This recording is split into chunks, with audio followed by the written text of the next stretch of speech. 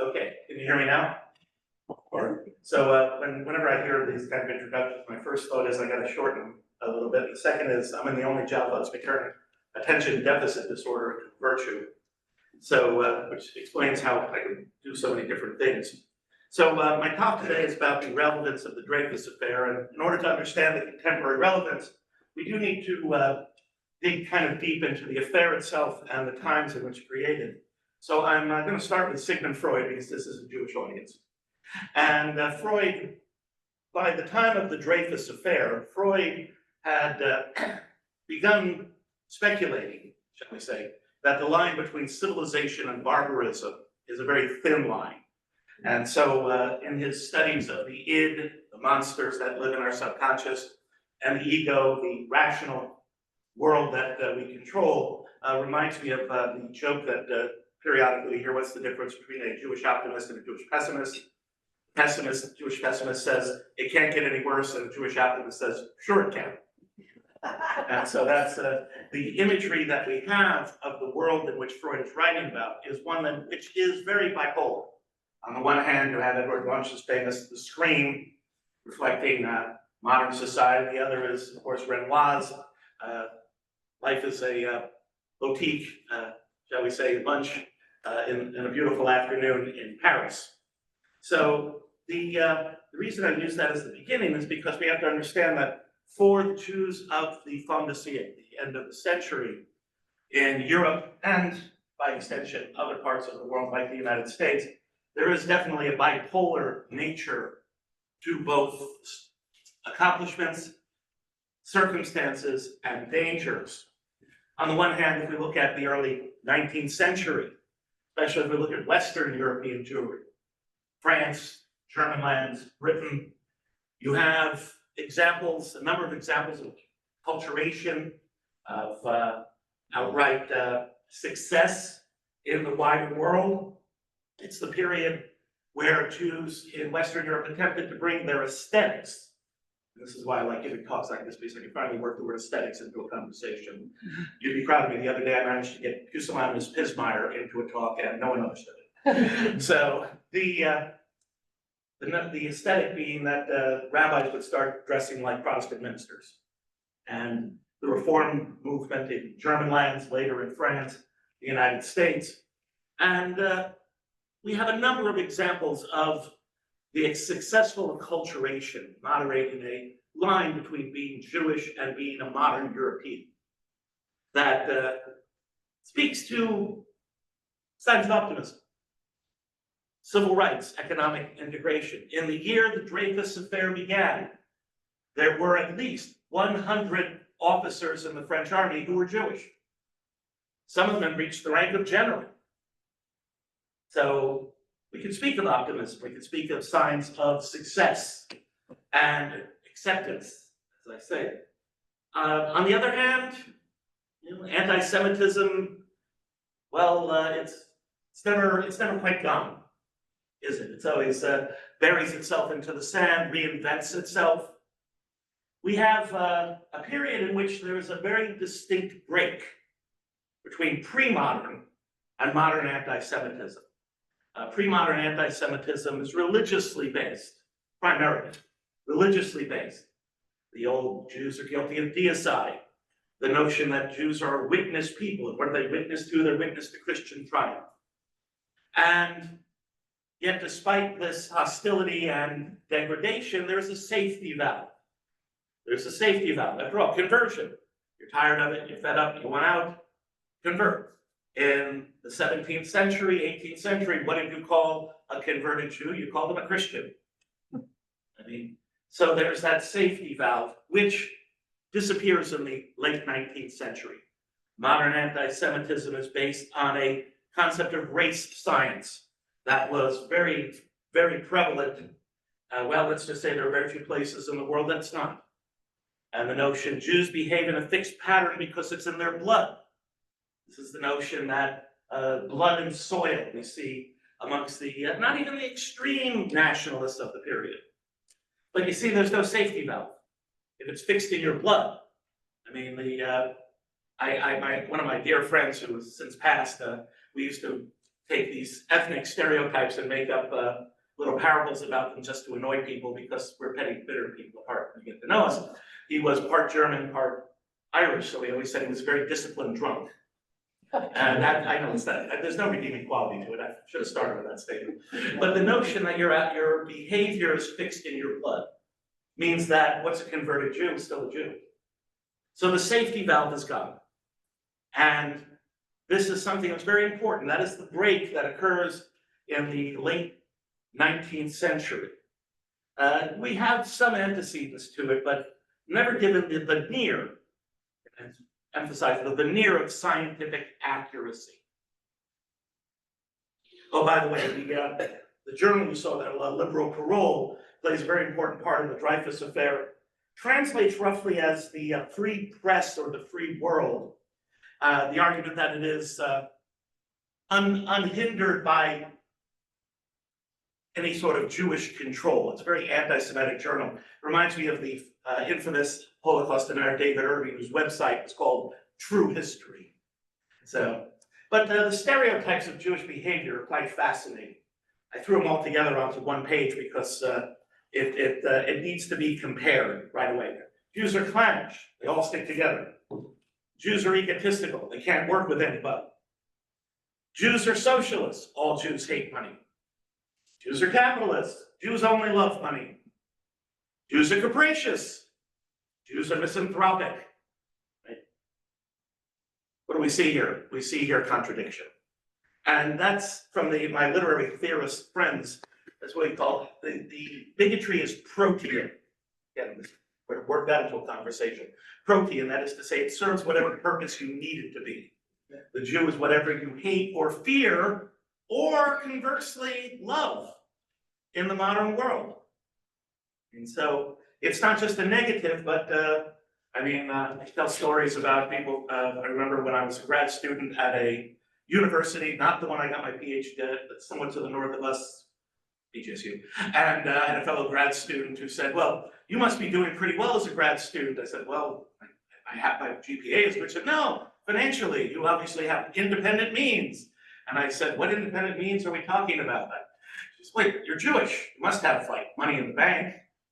I'm like, yeah, money talks. Mine says goodbye. It wasn't hateful. It was a sign of respect. And she thought, oh, boy, I wish I could be like you. I'm like, you want to be bald and short?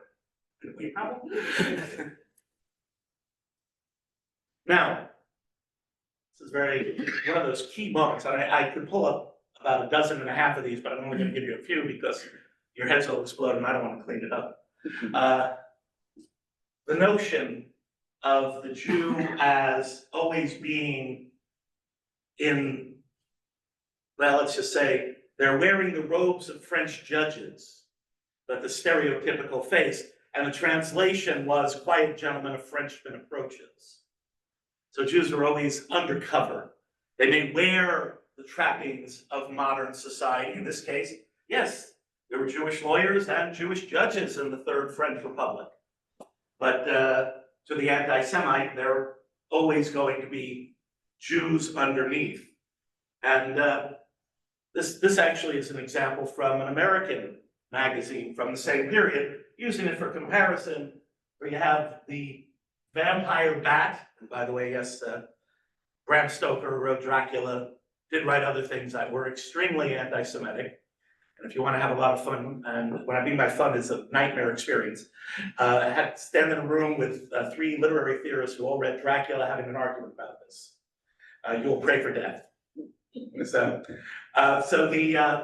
read the Jewish figures on the bat, but notice what it says, department store. You can't quite read it, but the various skulls are of small businesses, jeweler, grocer, haberdasher.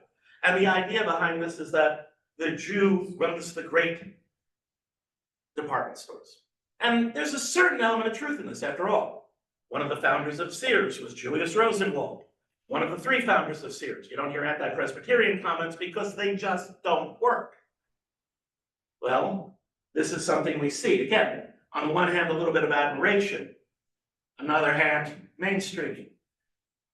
Notice doesn't leap out into the first read through, but when you look at it a little bit closely, it's a handbill for an election, and you notice what's just right there at the top third of it, candidate anti-Semite. I mean that, and this comes from the elections to the French Legislative Assembly 5 years before the Dreyfus Affair. And this is one of the lessons, I think, one of our contemporary lessons we have to consider of mainstreaming. Mainstreaming. It's one thing, I mean, I'm not going to get into the whole New York mayor-elect Mondami thing right now because we don't have time. But when you mainstream a candidate who is out and out saying, well, vote for me because I'm the anti-Semitic candidate, then it's not that all of the politics of the Third Republic are poisoned by it, but it is enough that it's going to play a very important role. Because even if you only have, and one of my teachers once estimated that there were about 15% of the French legislature was anti-Semitic, but they were responsible for over 50% of all the speeches made in the Third Republic's Chamber of Deputies. Now, not every speech was anti-Semitic, but what does that tell you? It's disproportionate because they're the loud people. So this is all the caricatures that we're familiar with. Before George Soros, we had the Rothschilds, and then because after all, George Soros can't be everywhere at once, the Rothschilds came back in about 2 years ago. I miss them personally. So this is the intellectual, religious, social, scientific, put that in quotation marks, world. We have to then understand the political, diplomatic context. This is the period after the Franco-Prussian War of 1870-71. France lost, Germany's unified, and this is a world in which alliances play a very important role. The reason I bring that up is prior to the Dreyfus Affair, prior to 1894, December 1894, there were on average, just on average, 2 or 3 war scares or spy scares every year in France and in Germany. It's a fancy way of saying there's a great psychosis moving over here. Everyone's worried about spies. Say everyone, people who are paying attention are worried about spies. People who are more likely to be conspiracy-minded are worried about spies.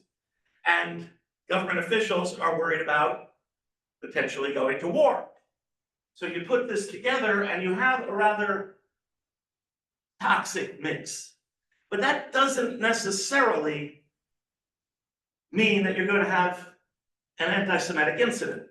It just means that the precursors to it, and this is one of those important lessons, when you create such a toxic environment that you combine mainstreaming and anti-Semitism with paranoia about foreign affairs, or the other, the fill in the blank, because there's always another, then the potential is always there. And then every now and then, you get the best name in history. Maximilian Friedrich Wilhelm August Leopold von Schwarzkoppen.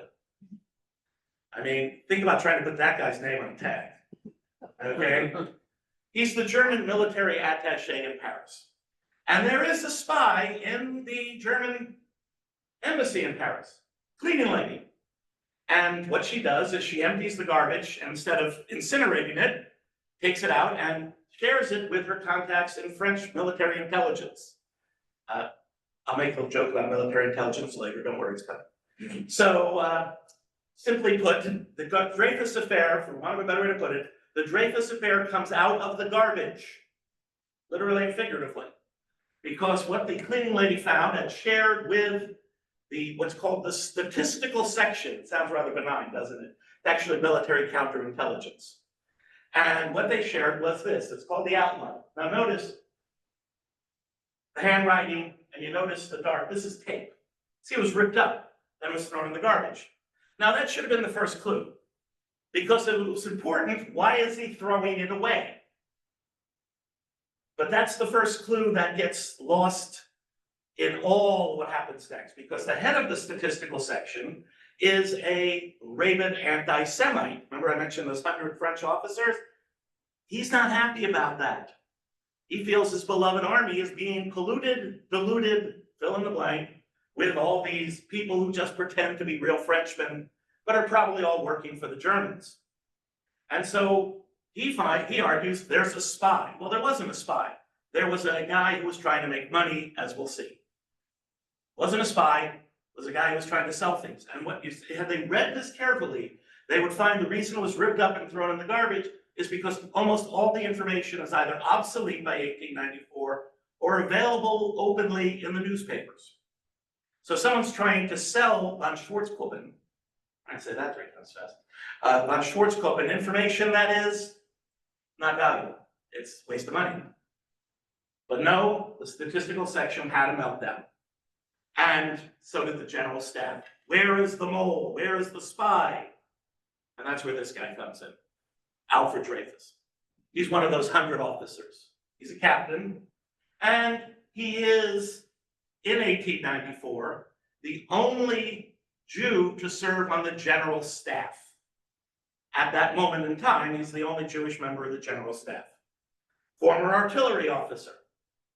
Well, the outline was trying to sell information about artillery. Jew, artillery, leap of faith, right?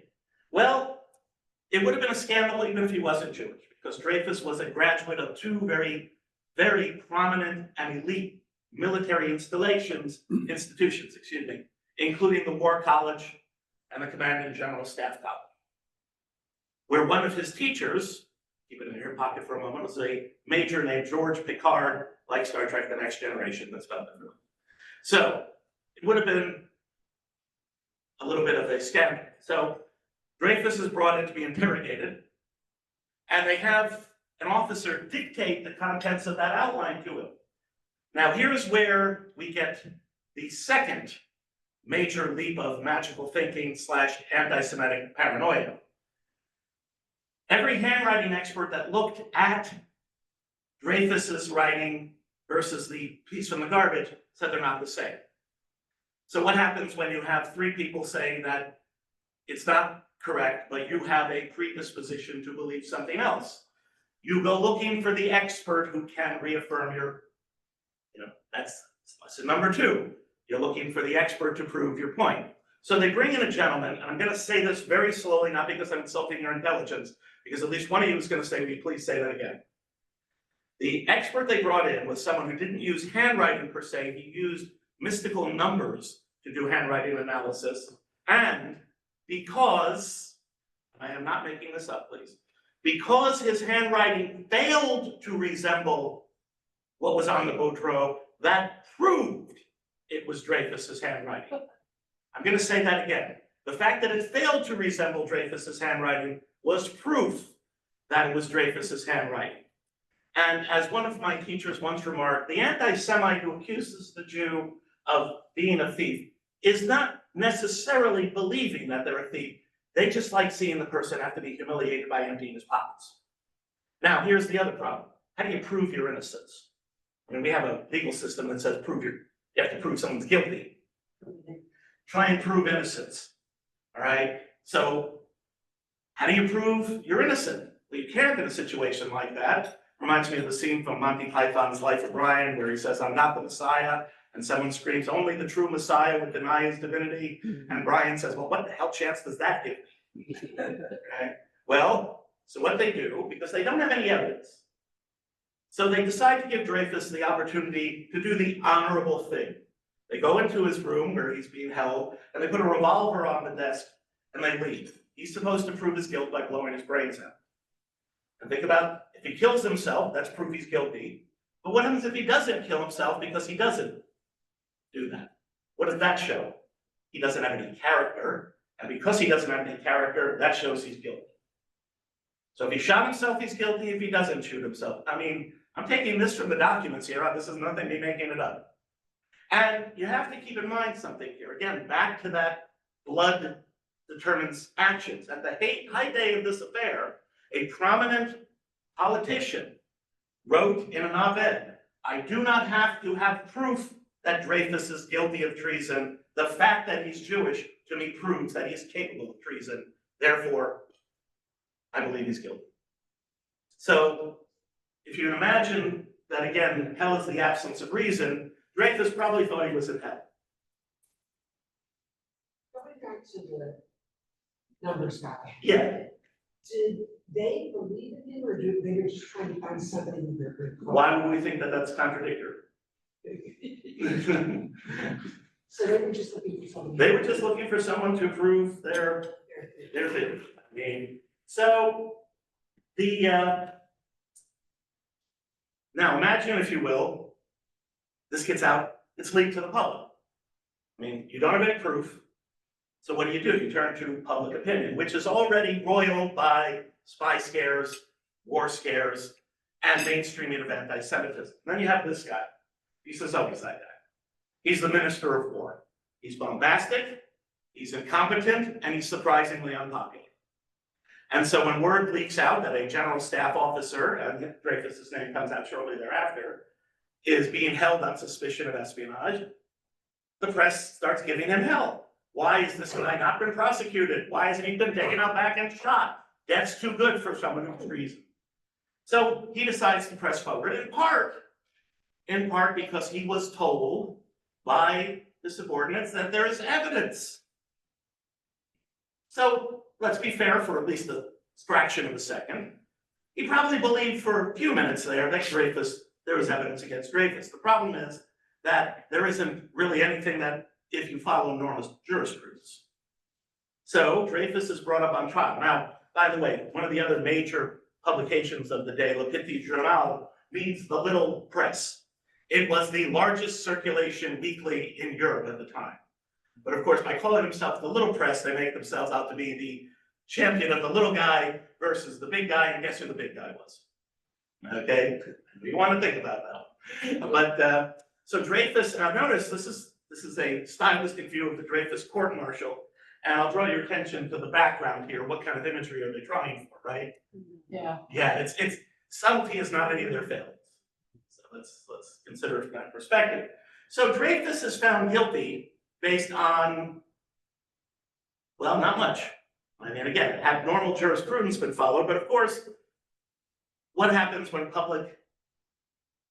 public imagination, and again, showing here from the affair, the imagery alone, the dehumanizing imagery alone, is going to be very, very powerful. Now, question I sometimes ask, what about the French Jewish community? For the first 2 years of the affair, they wanted nothing to do with it for two reasons. One of which is, quite frankly, they believed the news reports that said Dreyfus was guilty. After all, it's in the New York Times. They're never wrong, are they? Right? So they believed Dreyfus was guilty, and they didn't want to be associated with a traitor. And on the other hand, they also were afraid. I mean, they had only recently achieved there had been emancipation during the French Revolution. Napoleon had revoked it. It had only recently been re-established after 1871. So there's an insecurity amongst what we would call the institutional Jewish life. And Dreyfus and his family were, for the first 2 years, left hanging. Meanwhile, Dreyfus himself, in a very public ceremony, was degraded. That is to say, the degradation. Now, by the way, this was intentional by the French army. They did it on the Sabbath for two reasons. One of which it's a slap in the face of Dreyfus, but also because the Jewish community wouldn't go out there, even if they were inclined to defend him. The Jewish community is not going to appear on the Sabbath. So it was a very intentional decision. Now, here is the dilemma for the anti-Semites. Had Dreyfus been executed, the Dreyfus Affair may have sunk into the abyss, never to be heard from except by specialists like me. But French law does not allow for capital punishment for this type of crime in peacetime. And the howls and the rending of garments and the throwing of things against the wall by people who were saying, well, what do you mean we can't execute the, you know what? So they did the next best thing. By a special session of the legislature, and by the way, anytime I hear there's going to be a special session of the legislature, I am under a table. They designated an old leper colony off the coast of South America called Devil's Island to be Dreyfus's prison. he was the only inmate. And if there's a hell on earth, this place is about 20 feet from it, right? Malarial, hot. I mean, they wouldn't even send very good troops there. They always, this is the period where the French army is doing the draft, so they always said, well, look, there's all these Breton people we're drafting. Why don't we send them to Devil's Island? Their life sucks anyway, so why don't we just continue? What was interesting about that is a lot of Dreyfus's jailers came to believe he was innocent. But of course, they're just a bunch of Bretons, so what do they know? Again. And Dreyfus is depicted as living a kind of bored life on Devil's Island, as opposed to what was really happening to him, where he was chained to his bed at night. His guards were forbidden to speak to him. Routinely, they ignored that order. And Dreyfus was afflicted with almost every tropical disease you could imagine. Over a 4.5+ year period, he lost 1/3 of his body weight and 1/3 of his teeth. Meanwhile, his mail was heavily censored. He had no idea what was going on. And routinely, the army was telling him disinformation, telling his wife had left him, that she had married another man, that his children had forsaken him. So the pettiness of it, again, is one of those things that I think, well, I'm not going to bother with modern parallels right now. I'll let you draw your own conclusions. But what about Mrs. Dreyfus, Lucy Dreyfus, and his family? Well, his wife and his brother, Mathieu, never doubted his innocence. Here's where, again, the catch-22 comes in. The Dreyfus family was wealthy. And as a, if you're interested in a recent study of this, which focuses more on a man than a lot of others, Maurice Samuel's true study of the Dreyfus Affair, Alfred Dreyfus, it is the fact that the money they had enabled Mathieu to leave his job for 5 years, support his sister-in-law, nephew, and niece, and paid for lawyers. And every lawyer told them the same thing. Yeah, regular jurisprudence was not followed. Every judge told them the same thing. So what's the dilemma here? He was tried in a military court. Military justice is a separate, and at the time, civilian judges in France were extremely reluctant at a time when war scares between France and Germany are common, spy scares are common. They were reluctant to intervene in military courts. And the army refused to consider it because, and I'm quoting again, to reopen the Dreyfus Affair is to be detrimental to the morale and discipline of the army. So before, I remember my father, may he rest, was a colonel in military intelligence. He used to call it the biggest oxymoron since humanitarian execution. And I asked him, shortly before he died, I said, what does it mean, detrimental to the morale and discipline of the army? He said, oh, we don't want to admit a mistake. And I just gave him a look and he said, don't start. And I was wondering, what can I say? Is it surprising he died young? He had to put up with me. So what was the reaction? Well, as I said, the Jewish community of France backed away. It was not an international incident yet, except by this guy, Theodor Herzl, who covered the degradation for the Vienna New Free Press, and later on said the Dreyfus Affair may be a Zionist. Now, it wasn't that. Most recent research shows it wasn't a catastrophic, come to Damascus moment. He had been thinking about it for a while, but there was a direct correlation between him writing the famous Jewish State and the Dreyfus Affair, which he often made reference to. So what the Dreyfus Affair did, and this is part of its contemporary relevance, certainly, is it jump-started what was a very small movement and a very quiet movement within the Jewish world. And so political Zionism owes its, literally its jump-starting to the events of France in 1894 and early 95. And Herzl is going to be very, very keen on making sure that it's constantly in front of the members of his movement. He organizes Rosh Hashanah cards and postcards to the Dreyfus family. They try and write to Dreyfus on Devil's Island. Censors don't let it through. As I said, Dreyfus is not going to have any idea what's going on in France. Right? So this is one of those moments where persecution we see in the Jewish, we still see something of this in the Jewish community. How do you react to an anti-Semitic moment? Do you pull in the shades, close the door, clutch the gun to your chest and hope no one knocks on the door? Or do you react, go out, pontificate, respond? It's a debate we still have today, is it not? I gave you the two extremes, and in between, there's a lot of different ways to look at it. But certainly modern Jewish politics has much of its origins in the events of the Dreyfus Affair. We still, in a sense, choose sides in this way. Now, this is where George Picard comes in. He was an instructor at the military academy. Dreyfus was one of his students, and he gave him a low grade and Picard, quite frankly, admitted he gave him a low grade because he was a Jew. Picard was a knee-jerk anti-Semite. Believed the sort of things that he'd been told, but he also had this really annoying honest streak. And 2 years after the Dreyfus Affair, he's appointed head of the statistical section, which means he gets to look at all the really good crap. My father, again to reference me, was a technical analyst at the US Army Foreign Science and Technology Center. I asked him, what do you do? He said, I have a lot of burn before reading stuff. And I'm thinking, wow, can you tell me anything? He said, no, stop asking. So he gets to read the file, and he has one of those moments. This is it. But he doesn't really think much about it until, you guessed it, another document from the garbage. And it's called the Little Blue because it's written with blue ink. And what it is again, a promise to deliver military information in exchange for money. Well, Dreyfus is on Devil's Island. He's not writing this. That's a leap of faith most people could probably make, even if they're anti-Dreyfus. But, so where's it coming from? Well, it's coming from this guy, wearing the uniform and a mustache, Ferdinand Esterhazy. He's going of a Hungarian, again, he's a Hungarian Calvinist, so obviously you can't use the same sort of language against him you could use against Dreyfus.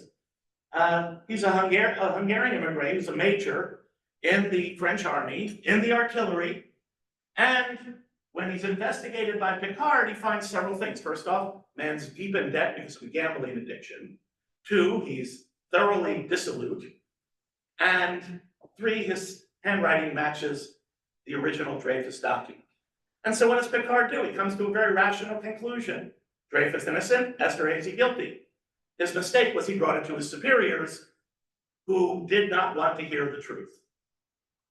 And so Picard doesn't let it go, and that's when you have this guy.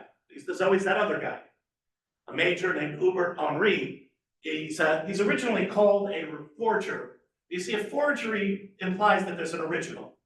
He's a fabricator. He made crap up. In order to prove Dreyfus is guilty, he started forging documents, including one that supposedly came out of the garbage, which I'll show you now, that they called, eventually, the False Henry. Supposedly, someone wrote on it, ripped it up, threw it in the garbage, and it was taped back together. And this is only the most famous of the fabrications that Henri did to discredit his superior and keep Dreyfus on Devil's Island. And so, what do you do if you're the French army? This is where, again, this is why I study history. You don't have to make anything up. Esterhazy is court-martialed, and he brings a date. Okay? Didn't bring his wife, he brought his mistress. Which is interesting because one of the accusations they hurled at Dreyfus was that he had a mistress, which he didn't, and that was supposed to prove his dissolute lifestyle, thereby explaining why he's trying to sell. Forget the fact he's rich, right? Of course, Henri is protecting Esterhazy, and Esterhazy's deep in debt and cheating on his wife. Like I said, how many of us bring our mistress to the court here? Okay, so the stage manage. Well, what happened? The stage manage, I should say. Esterhazy's found innocent. Picard, by the way, had been sent to a very dangerous outpost in North Africa in the hopes that he would have the common courtesy of getting killed. Instead, he's still writing letters to everybody and anybody, so what do? They arrest Picard after Esterhazy is cleared. And that's where it stands in January of 1898. Lawyers, judges say this abuse of jurisprudence. The real traitor is walking free. being protected by the newly promoted Lieutenant Colonel Henri, who's now head of the statistical section. And that's when someone decides he has to shake it up. Emile Zola, not Jewish, but a social critic. And he decides that he needs to get something that will get the Dreyfus Affair into the public eye. Because so far, it's all been behind the scenes, right? The only people who have been publishing are the anti-Semites. So now he decides someone's got to speak up for the innocent. And perhaps the most famous headline in the modern world, I accuse. An open letter to the president. And by the way, he accuses, and he names names, and he accuses them of crimes even beyond what they had actually done, because he's trying to be sued for libel. Because he thinks, erroneously, if he's sued for libel, then discovery means that they will be able to make public the secret file. Now, it's interesting that the newspaper, La Roiled, is a low circulation newspaper by a radical politician named Georges Clemenceau, who 20 years later is the premier of France, who leads France in the First World War. His nickname by that point is known as the Tiger, because he cut his teeth on things like the Dreyfus Affair. It does not go the way they wanted to. The day after the accuse is published, well, another lesson. Anti-Semitism leads to more anti-Semitism. Right? The rioting that occurred in France in the aftermath of this is against, 2-to-1 at least, against Dreyfus, Zola, Clemenceau, and the violence expands. Now, it seems the crowning moment of the people who want to keep Dreyfus in jail, because Zola is brought up on libel charges, but on such a narrow charge, he cannot bring up the secret file. I mean, this is what happens when lawyers get involved, as you pointed out earlier. And the charge was so narrow, and again, the military was given free rein to participate in a libel trial, which, because they're the ones who've been libeled, and of course, Army officers would never lie, because that would not be honorable, and all Army officers are honorable, therefore they cannot lie. And normally cynical politicians who would normally not believe anything the Army says, go along with this because, again, why wouldn't they? I mean, after all, we were told there was evidence. We were told that there was proof, concrete proof. And 3 trials, Dreyfus's first trial, Esterhazy's trial, now the Zola trial, have all found against Dreyfus and for the Army. And then in a moment that could only be, if this was a Hollywood film, I would say it would be overdrawn. You have another one of those bombastic politicians. Minister of War Kavanagh, okay? He decides he personally is going to put the whole thing to bed. So he gets the secret Dreyfus file, and he has it, all the information in it, put into a speech. And then he stands up in front of the French legislative body and reads off everything.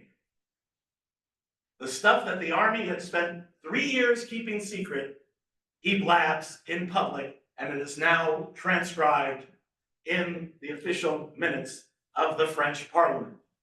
And this is the next part is when, and having worked in an archives for several years, this is when my pride really gets out. And then they empowered an archivist, captain in the archives, to catalog, sealed with a nice ribbon, and file away forever the Dreyfus file. And it takes this captain 30 seconds to find out that there's fabrications. Remember I showed you that outline? Well, that outline that supposedly, or that supposedly written up, torn up, retaped, Henri used 3 different types of paper. The lines didn't even match. Took about 10 seconds for the guy to figure this out. And because he had been empowered by the Minister of War to not let anyone stand in his way, this captain of the archives has Henri arrested. And then in a meeting with the Minister of War, he confesses. Now imagine if you're Kavanagh.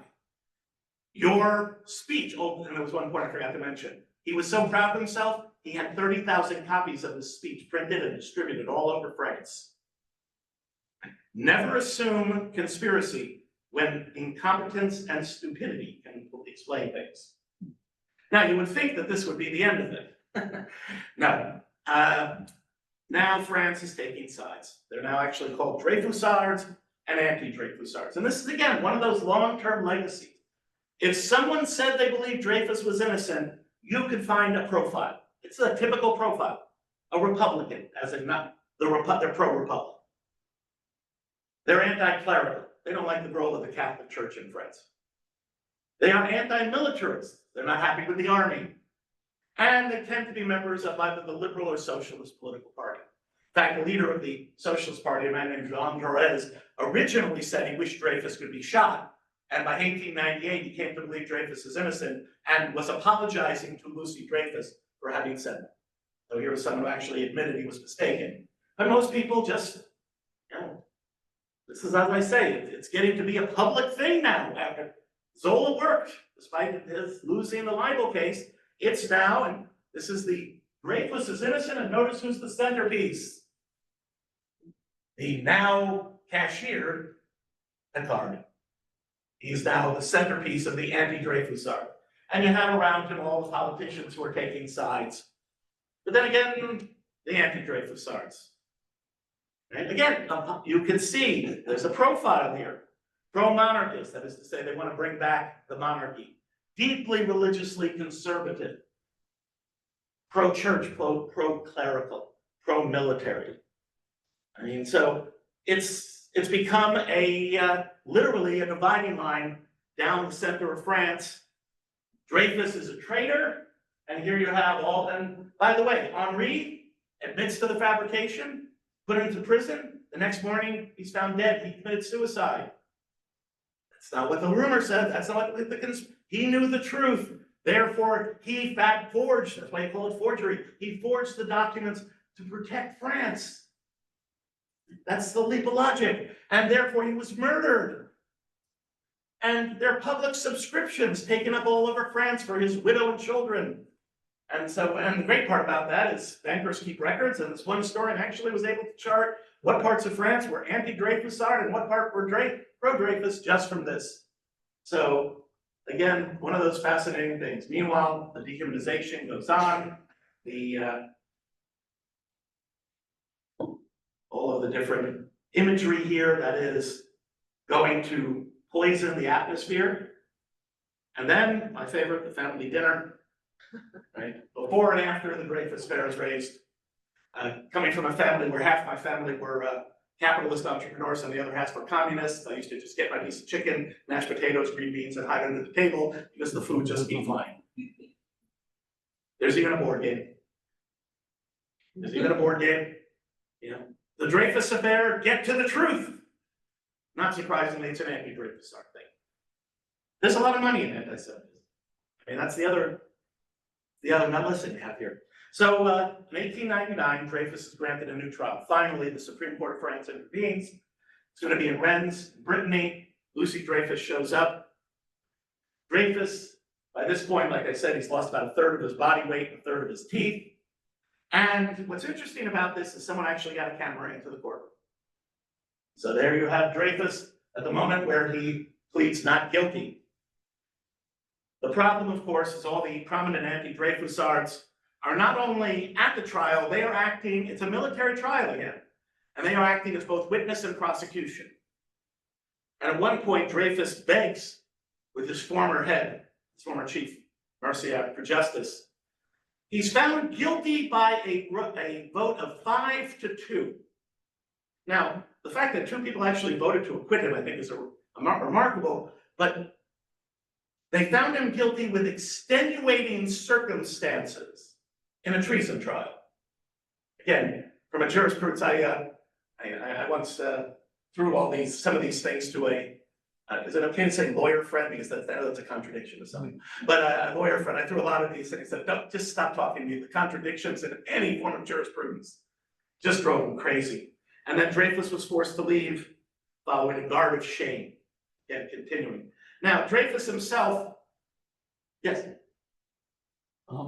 Question, what would happen if Dreyfus was tried in such a very I'm sorry, I didn't catch the last part of the question. Civilian court, cold? Oh, he was never tried in a civilian court. what would have happened? Yeah. What would have happened? It would have been thrown out right away because there was no evidence. Had it been a civilian court, they would have said, you know, what do we have here? I mean, there's nothing with the signature. There's, by the way, they keep exhuming and I use the term exhuming intentionally, the handwriting expert, and the more that they listen to him, the more people realize this guy doesn't know what he's doing. So, but if it had been, that's why I say it had been any sort of regular jurisprudence and it hadn't become pop. And here we have, this is Jean Jaurès being depicted, the Museum of Horrors. I mean, anyone who was a pro-Dreyfusard is depicted as part animal. On the other hand, public opinion in other countries tended to be a little bit more pro-Dreyfus. Here's a book that was written by someone who saw the trial. Now, Dreyfus has been pardoned, and the Dreyfusards are not happy about that because they wanted him to prove that he was innocent. But Dreyfus's physician said if he goes back to Devil's Island, he's going to die. And he only accepted the pardon on the condition that he could continue his appeals. And with the help of his brother, in 1906, his conviction is overturned on technicalities, finally by the Supreme Court. So he's never tried in front of a civilian court. When a civilian court finally gets the case, Dreyfus is readmitted to the army as a major, where he would have been had he not assaulted there, and he's given the Legion of Honor in the same courtyard in which he was degraded. And the only person he wanted there outside of the military was his wife, who had stood by him the whole time. Now, the afterlife of the Dreyfus Affair is very fascinating, but just to end the story for you on this part, Dreyfus is called back to service in World War I. He serves for the duration as an artillery officer. Now, what about the anti-Dreyfusards? Well, one of the most prominent anti-Dreyfusards, who was also an editor of the Le Rhetoric, the very anti-Semitic journal, was a politician named Émile Dreyfus. Well, Dreyfus, after the Dreyfus Affair, France wanted to get back to normal, whatever that is for France. I know that's a cheap shot in France, I apologize. But Dreyfus' career stagnates. But in 1914, he's a reserve officer. He's called back to service. And in 1915, he's one of the defenders of Verdun. And on the first day of Verdun, he's killed in action, which makes for a very interesting problem for the French, because he's a disgraced politician from a disgraced cause. And so if you look at the monument to Dreyfus' unit at Verdun, he's only listed as one of the casualties. They do not talk about his heroic stance. Right? So in that first decade after the Dreyfus Affair, the anti-Dreyfusards are, shunted aside. But then Dreyfus, he dies in 1935. That dies in 1935, peacefully at home with his family. Fortunately for him, he didn't witness what happened in the Second World War. Two writers, Joseph Roth and Stephen Zweig, Austrian Jewish writers, at a time when Nazism was on the rise again. What this has to do with the Dreyfus, bear with me for a few moments. And he talks about, you will have realized by now that we are drifting towards great catastrophes. Apart from the private, our literary and financial existence is destroyed. It all leads to a new war. I won't put a penny on our lives. They have succeeded in establishing a reign of barbarity. Do not fool yourself, hell reigns. This was written in February of 1933, a month after Hitler comes to power. I'm just not going to go read this whole thing, but Stephen Zweig, Roth dies before the war begins. Zweig has to leave Europe. He commits suicide in Rio de Janeiro in 1942 after completing his final work, The World of Yesterday, lamenting the world that had been briefly the multi-ethnic, multicultural Habsburg Empire, which, despite what happened later, was nowhere near as anti-Semitic as France during the Dreyfus Affair. But as for France, well, not just France. Remember the game? The Dreyfus Find the Truth board game? In Germany, this is not a government project. This is the same sort of company that made the Dreyfus board game. This one's called Juden raus, Jews out, which was done in German, but also a French version. an English version. It's again, there's money in anti-Semitism. So the idea of a board game, the earliest example of an anti-Semitic board game I've ever found, comes from the Dreyfus Affair. And so this is something that's a long-term effect. Now, as for the second generation of Charles Maurras, was the son of one of Dreyfus's major accusers, and one of the politicians who had pushed hardest for not having a revision of the Dreyfus Affair. In 1939, he forms Action Française, a pro-fascist organization. He is a minister in the Vichy government, and after Vichy falls and he is arrested, his first comment when he goes to court to be tried for treason, "I see that Dreyfus is vindicated." So it never leaves the consciousness of those people whose parents and later grandparents. Some of you may be familiar with the famous filmmaker Costa Gavras. Amongst his most famous films is Z, which is set in Greece in the 1960s, and it's all about the murder of a socialist politician and the precursor of a military coup. And at one point, when a prosecutor tries to charge an army officer that's complicit in the death of this politician, he's asked by a newsman, "Do you feel that this is another Dreyfus case?" The man stops, looks right at the camera and says, "Dreyfus was guilty." And so it's still, I mean, now Costa Gavras obviously didn't believe Dreyfus was guilty when he's using this. The right-left divide still exists today when it comes to the Dreyfus Affair, as we will see. The mainstreaming of anti-Semitic opinion. This was a online science fiction site on tour. Harry Turtledove, who's Jewish, wrote a alternate history called Shtetl Days, about what would happen had the Nazis won the war. And unfortunately, I saw it in the comments, but didn't get it before the editor took it out. Yep, there were two very, very virulent anti-Semitic comments, all about a science fiction short story. And this, you might remember this from a few years ago. This was a political cartoon in a Canadian newspaper. I mean, I'm sorry, I just can't think of a Canadian joke right now. French jokes are easy, but this came out just a few weeks ago. So, one of my favorites, and by favorite I mean, again, sarcastically speaking, there are, what, about 2,500 Jews in Ireland. So how are you going to save Ireland from the Jews? I mean, 2,500 people, that's not even a really good human pyramid right there. But it's, again, if you believe that the Jews control everything, and by the way, sometimes Jewish jokes are guilty as anything else. I remember Eli Evans, who was the historian of American Jewry in the South. He interviewed the mayor of Columbia, South Carolina. He was the only Jew in Columbia, South Carolina. He was the mayor. And he said, "How did you end up getting to be mayor?" He said, "Town this small and then each one Jew to run it." I mean, that's funny, but it's also, in a sense, hitting on this stereotype, isn't it? And that's why I say it's it never goes away. It's buried in different ways. And yet, as Margaret Atwood once wrote, every utopia, let's just stick with the literary ones, faces the same problem. What do you do with people who don't fit in? And who doesn't fit in more than anybody else? And so, about 15 years ago, Robert Harris, a very good novelist, I enjoy reading his work. He's not a science fiction writer, but he has other virtues, so I like him anyway. He wrote a book, An Officer and a Spy, told from the perspective of, a first-person perspective of George Picard, about the Dreyfus Affair. It was made into a movie 2 years ago. Two problems with the film. One, it's in French, and it took 2 years to come to the United States limited release because the director was Roman Polanski. And if you know anything about that story, you know why it's not getting much in the way of American coverage.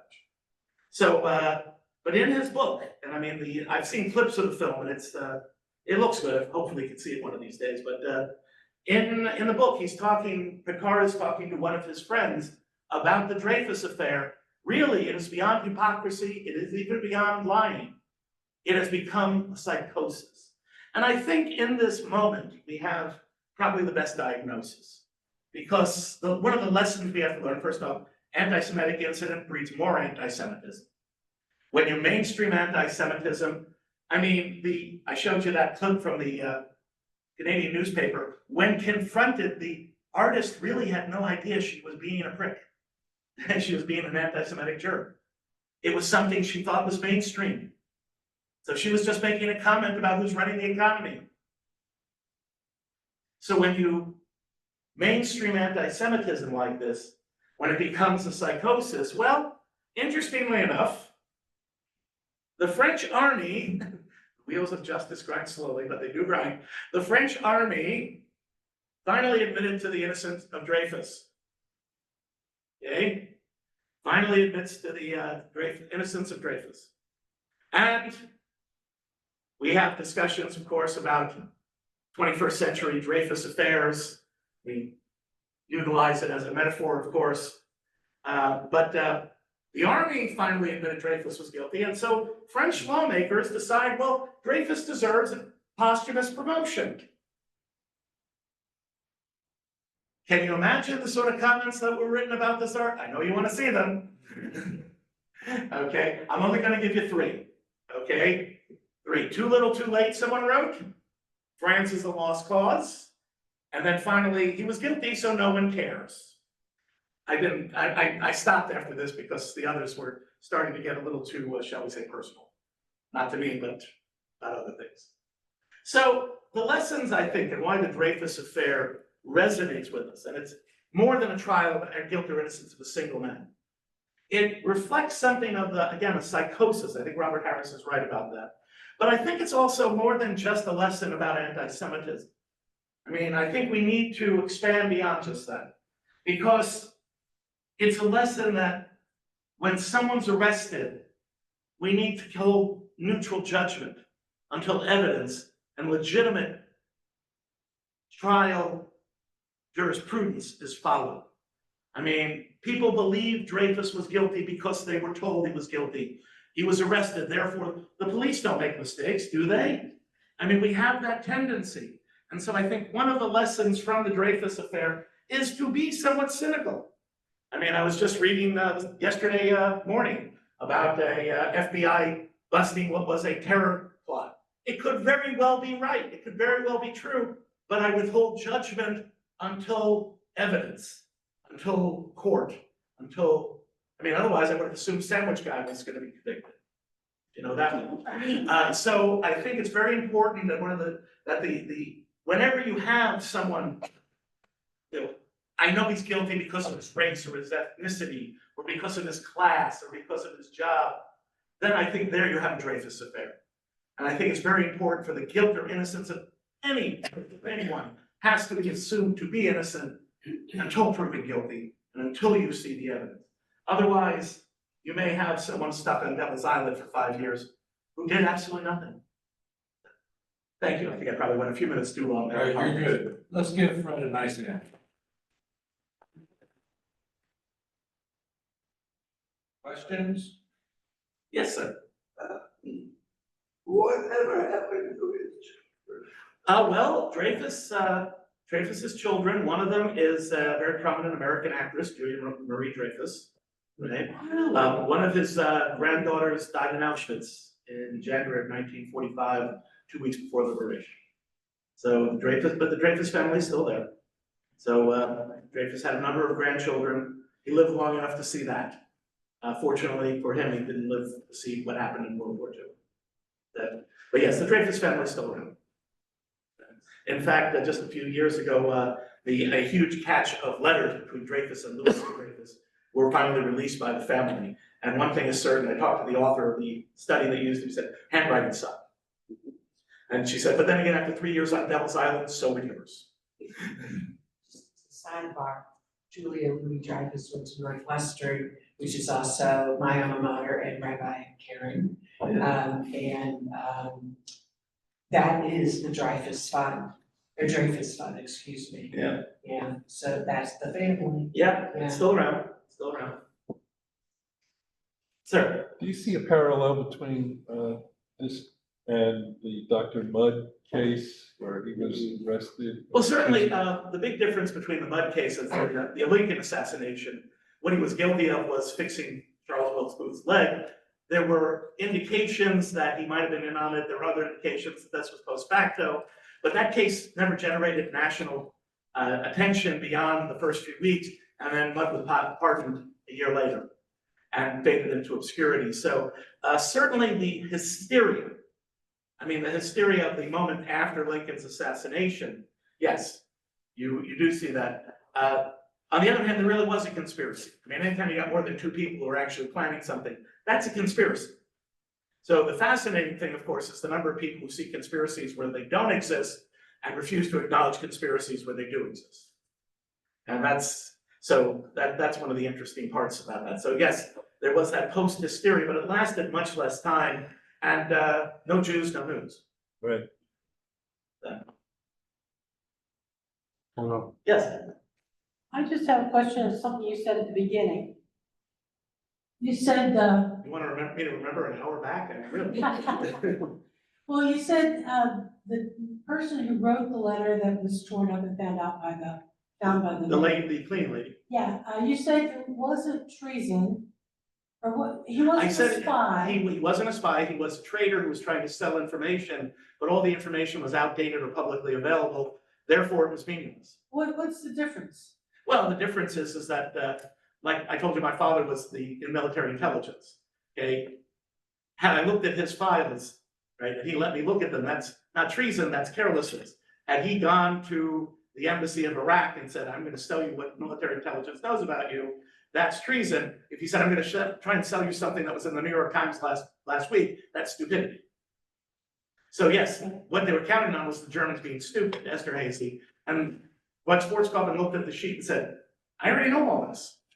So it could have easily been treason, but as I said, had they just stopped for a second, they wouldn't have panicked, and they would have found out that there was someone who was trying to sell information, which is certainly disloyal. But from a legal definition of treason, it's shady. That's that.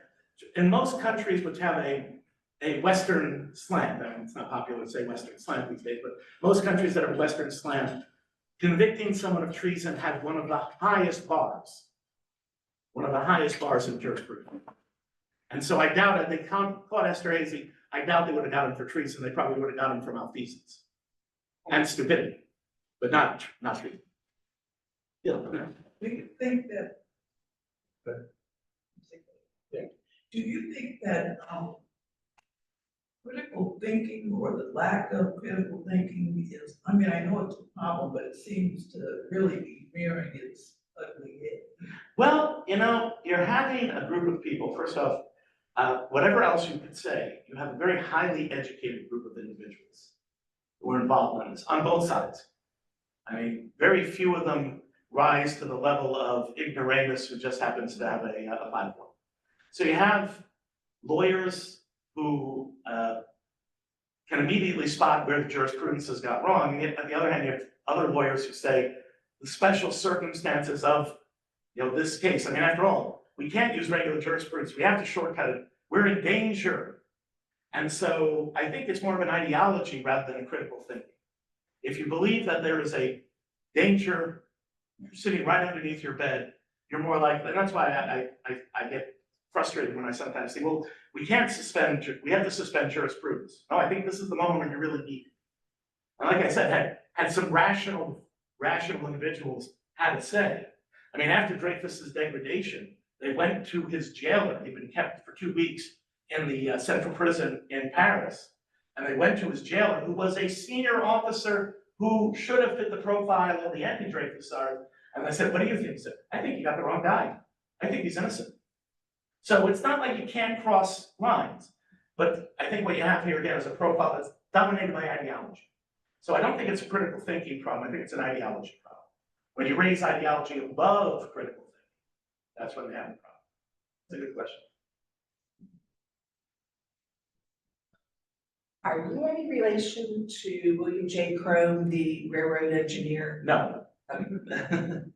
So my paternal grandfather changed his name back in 1932 or so. So my actual family name is Cohen. So there's our particular branch, and I know because I got an email from a friend of mine in Florence saying, I just saw Krome Avenue, is that you? I'm like, no. I don't know who that guy was, but. And ironically, that's also the place where they keep Cuban detainees from yes. So.